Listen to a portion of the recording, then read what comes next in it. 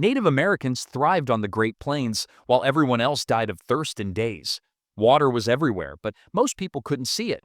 What were they missing that you probably don't know either? It started with reading the land like a survival manual. Environmental signs and natural clues helped Native Americans locate water sources across the vast Great Plains. When everything around looked brown and dry, a patch of green vegetation stood out like a beacon. These weren't just pretty plants growing randomly, they were markers pointing straight down to underground water sources. Animal tracks told an even better tale. Bison didn't wander aimlessly across the plains. They followed ancient paths to water sources their ancestors had used for generations. Following these animal highways was better than any map ever drawn. The real experts were the birds. Hawks circling overhead meant small animals were gathering somewhere, probably near water. Crows flying in straight lines weren't just out for a casual flight. They were heading to drink. Low-lying areas and natural depressions collected rainwater like giant bowls. These spots often stayed damp long after the rain stopped. Bees were nature's water detectors. These busy insects needed water for their hives and rarely traveled more than a few miles from a reliable source. Morning brought its own set of clues. Dew formed heavier in areas with underground water. The ground stayed cooler where moisture lurked beneath. Experienced water finders could feel these temperature differences with their bare feet. Seasonal changes revealed even more secrets. Spring melting created temporary streams that carved channels in the earth. After these streams dried up, the channels remained as roadmaps to where water flowed during wet times. Sometimes the water announced itself. Natural springs bubbled up through cracks in the ground, creating small pools surrounded by lush grass. These were like finding buried treasure, except the treasure could keep you alive. Weather patterns also played a role. Areas that collected more rainfall naturally became long-term water sources. Tribes learned to read the landscape like a weather forecast, identifying which spots would hold water longer than others. Finding water wasn't just about surviving the day.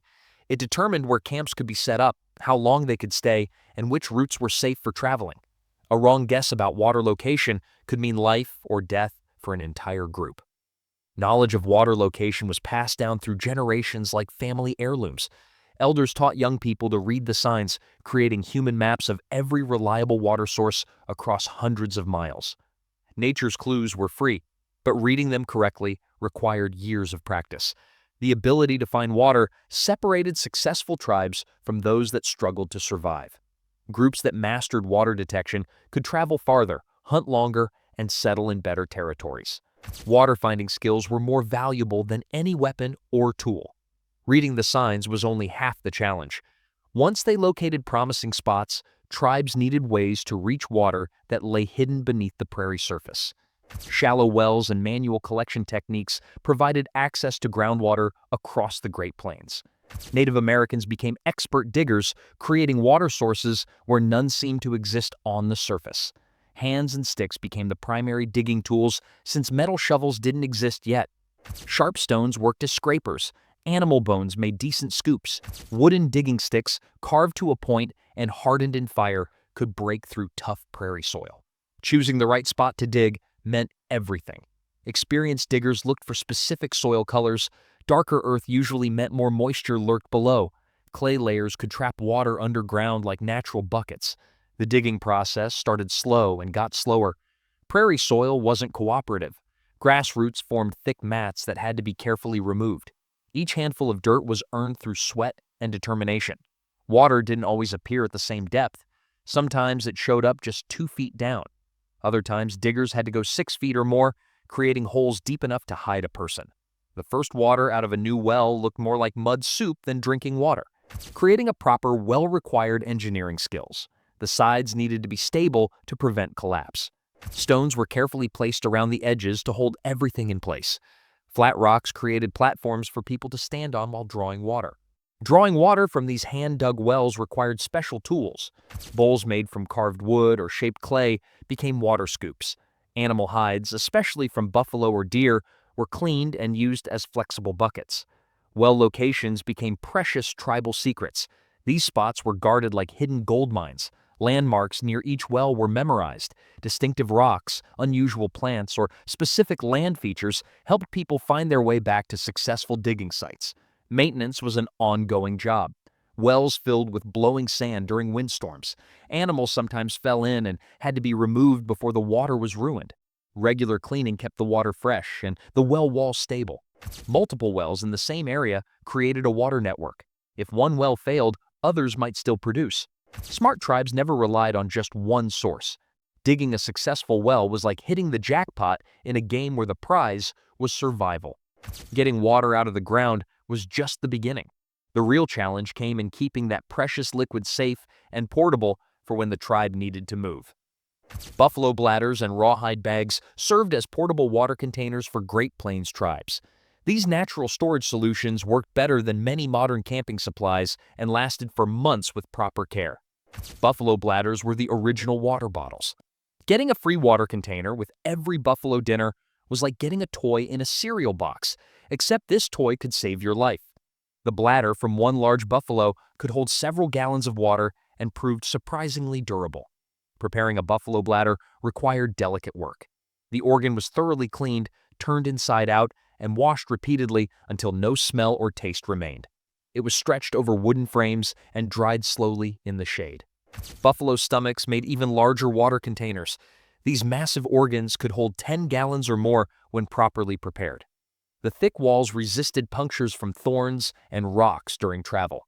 Rawhide bags were tougher than modern plastic and completely biodegradable. Fresh animal hides were scraped clean and sewn into bag shapes while still wet. As the hide dried, it shrank and tightened, creating waterproof seams. Bark containers showed off tribal creativity.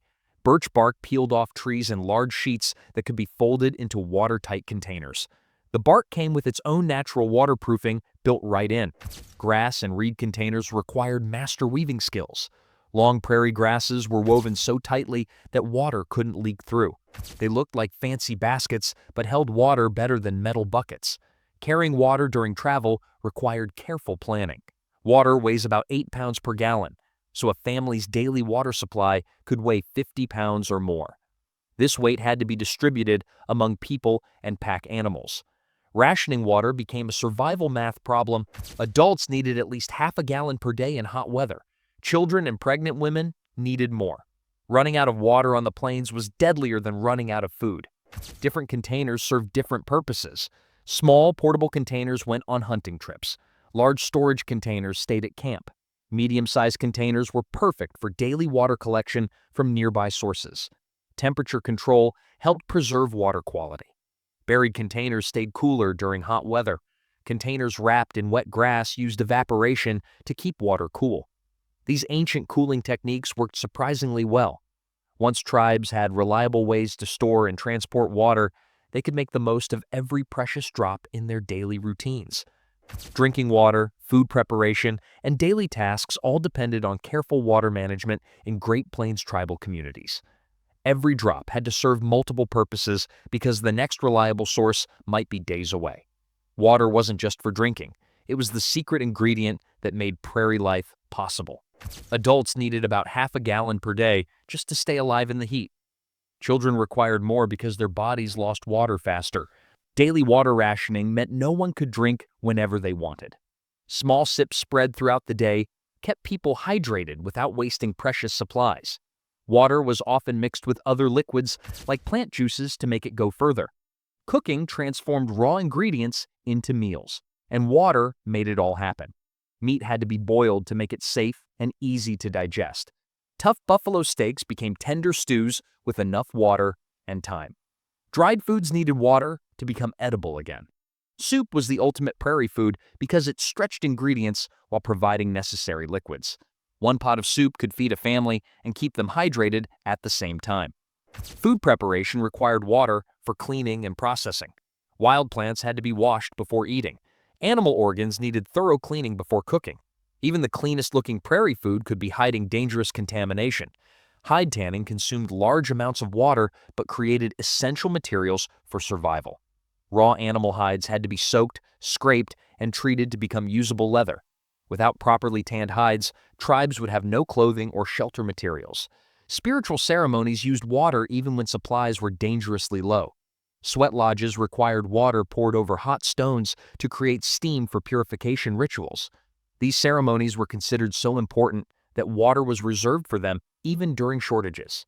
Personal hygiene had to be balanced against water conservation. Full baths were luxury items that most people couldn't afford when water was scarce. Instead, small amounts were used for washing hands, faces, and essential body parts. Tool maintenance required small amounts of water for cleaning and sharpening. Knives and arrowheads needed water to prevent rust and keep them sharp. A dull knife was dangerous and inefficient. Water for animals was like sharing your last piece of bread with your best friend. Horses and dogs were partners in survival and needed water to stay healthy and useful. Daily water use was like managing money when you never knew when your next paycheck would arrive. Every use had to be planned and justified. Even when water was available, smart tribes knew it needed special treatment before anyone could safely drink it. Filtration, boiling, and natural purification methods made questionable water sources safe for drinking. Great Plains tribes developed multiple techniques that would impress modern water treatment engineers. Water from natural sources wasn't always as clean as it looked. Crystal clear spring water might be hiding tiny enemies that could knock out a warrior faster than a stampeding buffalo. Native Americans learned to treat all water with suspicion until proven safe. Sand filtration was the first line of defense against contaminated water. Sand was packed into containers with holes punched in the bottom, creating slow but effective water cleaners. The trick was making a filter that caught invisible dangers while still letting water through. Grass filtration used tightly woven bundles of prairie grass as natural strainers. Water poured through these grass bundles came out clearer and tasted better. The grass caught dirt, bugs, and other floating debris that nobody wanted to swallow. Charcoal filtration was advanced technology disguised as simple campcraft. Burned wood was crushed into small pieces and used as a filtering material. Charcoal didn't just make water look cleaner, it actually absorbed bad tastes and harmful substances. Boiling water was like declaring war on germs, and heat always won. Hot stone boiling was genius-level problem-solving. Stones were heated in fires until they glowed red-hot, then carefully transferred to water containers using wooden tongs. Clay pots made excellent boiling containers when tribes had access to them. However, clay pots were heavy and fragile, making them impractical for traveling groups. Animal organ boiling showed incredible resourcefulness. Buffalo stomachs could hold water and withstand boiling temperatures when hot stones were added. Letting muddy water sit still was like giving dirt time to take a nap at the bottom. Contaminated water was left in containers until heavy particles sank down. The clear water on top could be carefully poured off, leaving the dirt and debris behind. Source selection was the best purification method of all. Choosing clean water sources eliminated most problems before they started. Moving water from springs and streams was usually safer than stagnant pools. Dangerous water sources had to be identified and avoided. Stagnant pools where animals had died were obvious health hazards. Water that smelled bad, looked slimy, or had unusual colors was nature's way of posting warning signs. Testing water quality relied on senses and experience rather than scientific instruments. Experienced water users could identify problems by smell, taste, and appearance that might make others sick. Emergency purification methods could save lives when normal techniques weren't possible. Sometimes any water was better than no water, even if purification wasn't perfect. Even with all these safety measures, there were times when every water source failed and tribes faced their ultimate test of survival. Emergency water sources and desperate survival techniques kept Great Plains tribes alive when regular water supplies failed completely. These extreme measures separated survivors from those who perished in the harsh prairie environment. When water sources dried up, tribes had to abandon everything and move fast. There was no time for packing carefully or saying long goodbyes when death from thirst was only days away. Essential items were grabbed quickly, and everything else was left behind. Emergency route knowledge meant the difference between life and death. Every adult in the tribe carried mental maps of backup water sources that could be reached within desperate marching distances. These weren't casual walking paths. They were life or death routes.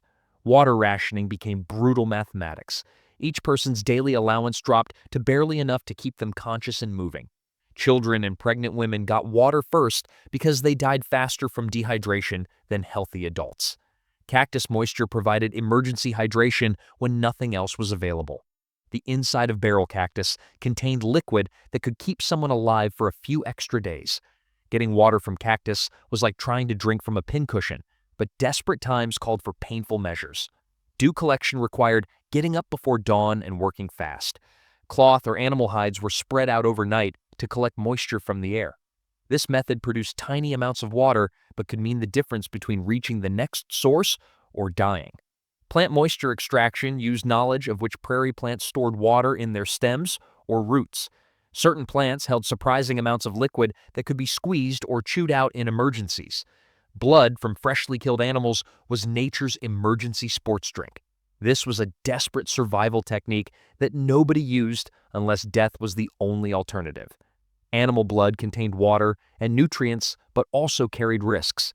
Distance calculations became life or death decisions.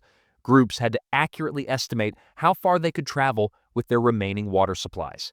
Guessing wrong about distance or travel speed meant dying alone in the middle of nowhere. Group splitting sometimes became necessary when water supplies couldn't support everyone. Faster, stronger members might push ahead to find water and return to help others. This decision tore families apart, but sometimes saved more lives. Animal tracking for water became more important than hunting for food.